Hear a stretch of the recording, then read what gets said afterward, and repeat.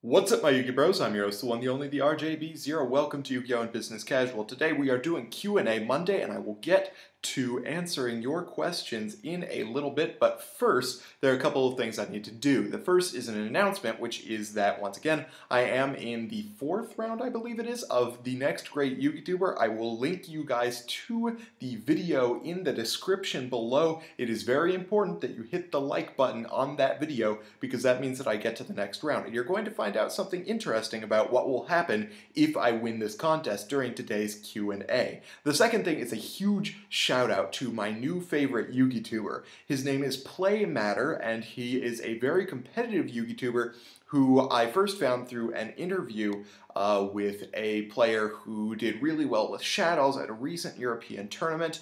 He does a lot of competitive play talk, and I really love his channel. His name is Play Matter. I will link you to his channel in the description below. And my final announcement is the reason why I didn't do Casual Friday this week is because I am currently in the middle of trying to sell basically all of my cards. Not all of them.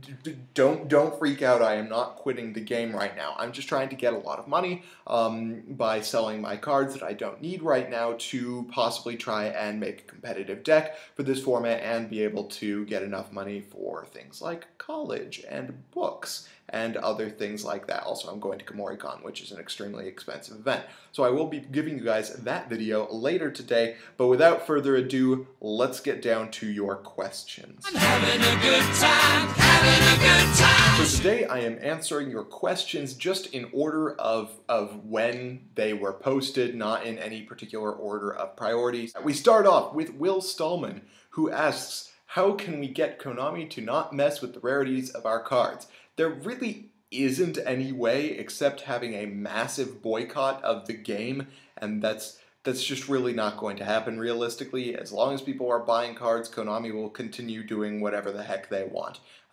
They basically have a stranglehold on the game because they own it, and unless the player base really has a strong objection, like they did once back in 2012 when their ban lists were absolutely terrible, we did have a big kind of general discussion of the game in which a good portion of competitive players quit, and Konami kind of reversed their bad decisions when it came to the ban list. They didn't actually do an emergency ban list, but during the next ban list, it was a lot better. So that can happen potentially, but not as the game is right now. We move on to Simo, who asks, do you plan on going to any regionals or YCS events, and if so, which ones? Yes, September 20th, we have a regional in Seattle. It is the only competitive event that the greater Northwest area gets, ever. We just, once a year, we get a regional and that's it. We once had a YCS, but that was so scantily attended that Konami never gave us a YCS again.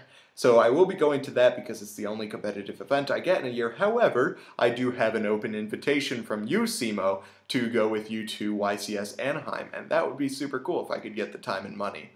So look out for that. Okay, so here's the question you guys have all been waiting for from Metalhead EGJ or JGEG, whatever, it doesn't matter. What will you do if you win the next great YouTuber? Okay, so here's the deal. If I win the next great YouTuber, and I'm not joking about this, I will make a video where I dance to and or make a Yu-Gi-Oh! Based parody of Don't Stop Me Now by Queen.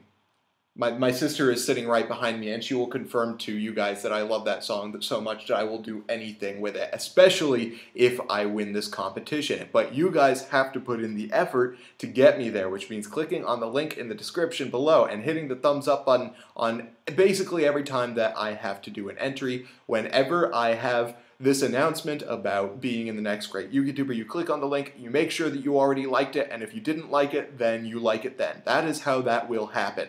So be sure to do that, because that's what I will do for you guys if you get me through to the win at the next great YouTuber. We move on to Highlighter. Do you think Konami will ban Pot of Duality? I think the card is overpowered. A free +1 just for the cost of not being able to special summon for the... Okay, I'm going to stop you right there. So first off, it isn't a +1. It is a 1-for-1. Yes, you get to deck Thin for 1. Yes, it's a great card. But you said it right there. It is the cost of not being able to special summon for a turn. And for a lot of decks, that's a deal breaker. In some formats, it isn't so much. Like in the Hat format, people use Duality because they didn't use their own turn to special summon very often. People who played +1 Fire Fist ran Pot of Duality because they didn't really special summon a whole lot. But for the most part, decks can't really afford to lose a turn of special summoning because it is so important to their strategy. So Konami hit Duality once, and then they realized it was just the stupidest thing they could have done and brought it back to 3, and now that's where it's probably going to stay for the rest of time. We have from Zerachite, which will be better for the post-Duelist Alliance format, Macro Rabbit or Thunder Family. Now, in the old version of playing Thunder Family, I would have had to have gone with Macro Rabbit. However, for one thing, Macro Rabbit no longer exists, since Macro is at one end, so is Rabbit. So you can't really make a consistent Macro Rabbit strategy anymore. The thing about Thunder Family, though, is that the really hardcore Montreal theory that can use Vanity's Emptiness like no other deck I've seen is still fairly good, and it still does have Crimson Blader, which kind of does wreck Shaddolls because they can't use Shaddol Fusion. You can just continue running down their monster unless, I mean, if they keep setting a monster, which they're going to have to in the face of a 3,800 attack point Crimson Blader, then you can just keep running down their monsters and continue gaining advantage while you put your Mahunders and Pahunders on the board and continue to vote for damage. So the strategy is viable, and I have seen a deck that I'm going to mention in a later video that did do well at a Duelist Alliance format regional using Thunder Family. So yes, I think Thunder Family can be good this format. From Aetherkill, how do you feel about burn decks this format? Chain Burn and Nurse Burn are always fun to play. I think, my feeling is, that you need to step back and take a look at your life and rethink the way that you look at the world. Because yes, you could use Burn, and I'm sure that it will do fairly well. Burn does fairly well every format at some point or another. The question is, should you? The answer is no. No, you shouldn't. I mean, you could go to a regional and you could bring a burn deck and you could do pretty well at that regional. You might even get your invite, but nobody will go to nationals with you because you will lose all of your friends. So yes, Chain Burn and Nurse Burn could do well this format, but you shouldn't play them. Svetomir Sheev, who I swear that's how you pronounce your name, but if it isn't, I am truly sorry, but you shouldn't have chosen a name that's so difficult for me to pronounce. So I've noticed that Konami stopped censoring Yu-Gi-Oh cards as much recently. For example, Samsara Dragon has the Ankh on its belly, and Sky Blaster actually has his real gun.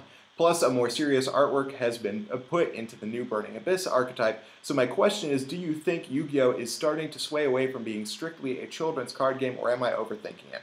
The way I see it is that Konami has spent a lot of years building a lot of credibility with parents. See, there will always be this group of parents that says, like, this game is demonic and about summoning monsters and stuff like that, and we shouldn't allow our kids to play it because it's going to turn them to, I don't even know. But those set of parents will always exist, and you will never be able to convince them. However, for a very long time, there was this large chunk of parents who weren't quite sure. They weren't really sure if they wanted their kids to be playing this game because it's a little bit violent and it has a couple of religious and, like, demonic, hellish connotations occasionally. So Konami spent a lot of time trying to build up credibility with these parents. And now they've done that. Yu-Gi-Oh! Is kind of established as a very common game for kids to play, and it's generally alright, and it isn't too violent.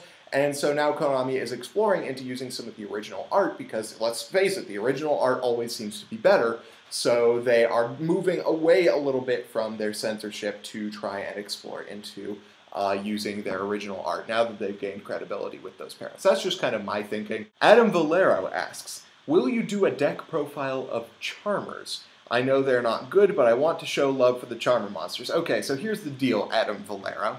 You really do love Charmers. I can see that. And you want to show love for the Charmers, so here's the deal. You're going to make a deck profile for Charmers. And if you make a deck profile for Charmers, and you put it on your channel, there we go, then I will look at that video and I will play against you on Dueling Network with some stupid deck of my own, and then you will have shown the ultimate love for Charmers by playing against me with your Charmer deck. Now, this is a challenge to you, and you better get it done because I'm going to sick all of my subscribers on you if you don't. You guys should watch Adam Valero's channel and make sure that he does a deck profile on Charmers. You brought this upon yourself, son. Team Butland Boxers, is there any difference between nationals and regionals? This is kind of a fair question for anybody who doesn't live in the United States, since a lot of places mostly just kind of have their nationals, and we have our widespread of regionals. Yes, there is a difference between nationals and regionals in the United States. So over a certain period of space, you have a regional. So at some places it's a state, sometimes it's a part of a state, and the people who do best at those regionals are invited to nationals, which is a bigger tournament. Team Butland Boxers also asks, also it's my birthday soon, and I'll most likely get a box of Duelist Alliance, but I have the money for another box. I have the money for 2 boxes, but I want to save some. Should I buy another box? It depends. Are you getting the boxes to get cards to trade to people or to sell? If so, then that's perfectly fine, because this is a great format to do that. This is a great set to do that. If you're doing it just for the fun of opening a box, go for it. If you're trying to build a deck, it's not worth it. You're going to waste a ton of money, because the reason why these decks are so expensive is because you aren't likely to get a lot of pieces for them out of the box. So that's just kind of my advice on that. Thenon oh my Jesus, that's quite a name. Thenon Sithissombath Jr. Wow, there are two Thenon. I'm just going to stop while I'm ahead. How do you feel about Sylvan after Shadow and Qliphauth take their course? Well, the thing is, we don't really know what broken decks are going to come out after Qliphauths and Shadows. So I don't know if Sylvans will be good. Right now, they're not amazing because they require you to give a lot of fuel to Shadows to make their Shadow Fusion plays in order to make any of your plays, so that could be a problem for you, but I'm not certain. Maybe Sylvans will be good again after Shadows and Qliphauths run their course. Wiley Joshua asks, what kind of support would Konami need to make boss monsters with extremely impractical summoning conditions like an Xyz monster made out of 3 level 8 synchro monsters competitive? See, the thing about impractical summoning conditions is that they're impractical. They have to produce extremely good monsters in order to be worth it. For instance, Shooting Quasar has kind of a ridiculous summoning condition. However, the fact that it is basically a win condition in and of itself makes it worth it. If you had an Xyz monster made out of 3 level 8 synchro monsters, it could be competitive, but only if it is a win condition in and of itself. Like, summoning that monster basically has to be the win condition for the deck, just because it is so impractical to make that Xyz monster. So we move on to XSkills1, who says, 2 questions. What do you think of the ILMOS, that's in loving memory of Stratos, deck that Cresta makes, and would you recommend Hat over Garden Beat this format? So ILMOS is an interesting deck that does fairly well in slower formats, but in a faster format I don't think it can keep up. And Hat over Garden Beat, so last format I would have said that you should play Hat if you're a Garden Beat player, but now we're going into a format where Hat won't be able to do what Hat is supposed to do, and Chainbeat's ability to put a Banisher of the Radiance on the board or a Fossil Dyna and protect it could be absolutely critical in taking on the current format. So if you can get a Macro or a D-Fissure or a Banisher of the Radiance and a Chainbeat deck, you can probably beat a Shadow deck, whereas a Hat deck really has to have an uphill battle in the first game. So that is all for Q&A Monday. I will let you guys go on. Wow, that's a lot of lens flare that suddenly happened during the middle of this video. There you guys go. That's my sister over there, by the way. Thank you guys for watching. I'm your host, the RJB0. I got a jet. See you guys.